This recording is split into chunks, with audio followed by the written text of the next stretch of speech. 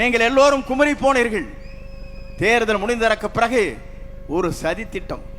நான் கேட்கிறேன், இந்திய நாட்டின் வரலாற்றில், தமிழகத்தின் வரலாற்றில் புரட்சி தலை அம்மாவை 21 நாட்கள் ஜெயிலில் அடைத்தவோடு கூட்டணி வைக்கலாம் என்று சதிகாரர்கள் இருக்கிறார்களே, அதை தகர்த்தெறிய வேண்டுமா வேண்டாமா?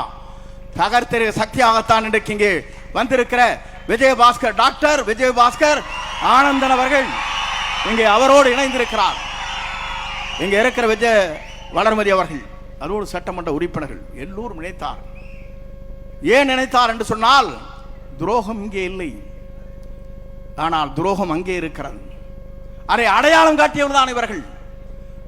துரோகத்தை தகர்த்தெறிந்து விட்டு நல்ல தலைமையை ஏற்றுக்கொண்டு வந்திருக்கிறார். நல்ல தலைமை மட்டுமல்ல, இந்தியாவிற்காக வழிகாட்டியாக இருக்கிற தலைமை, இந்திய நாட்டின் வரலாற்றில் ஒரு தூய்மையான தலைமை, நேசிக்கின்ற தலைமை, வருகின்றவரை வரவேற்கின்ற தலைமை, அத்தனை பேரும் அரவணைக்கிற தலைமை நம்முடைய தமிழக வெற்றி கழகத்துடைய தலைவர், நிரந்தர முதலமைச்சர், வெற்றி தளபதியை தவிர யாரால முடியாது என்பதை நாம் பார்க்கிறோம். நேற்று கூட ஒரு கூட்டம் நடந்தது.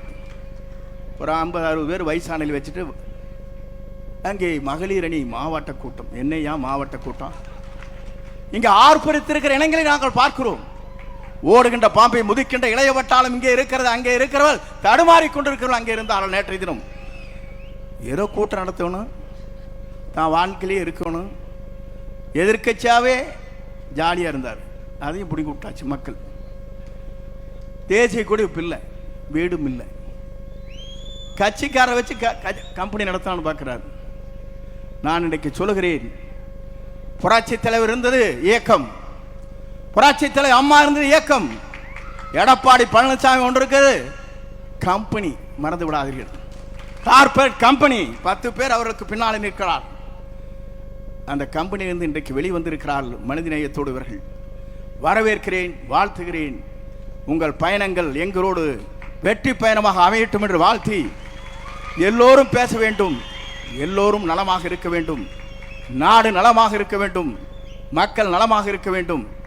புரட்சி தலைவருடைய பயணத்திலே, புரட்சி தலைவர் அம்மாவுடைய பயணத்திலே மேற்கொண்டிருக்கிற உங்களை போன்ற தொண்டர்கள் மனநிறைவோடு இருக்க வேண்டும். அதுதான் எங்களுடைய ஆசை. அந்த ஆசை கனவுகளை நிறைவேற்றுவதற்கு ஒரு பெரிய மகாநாடு இங்கே நடைபெற்றுக் கொண்டிருக்கிறது.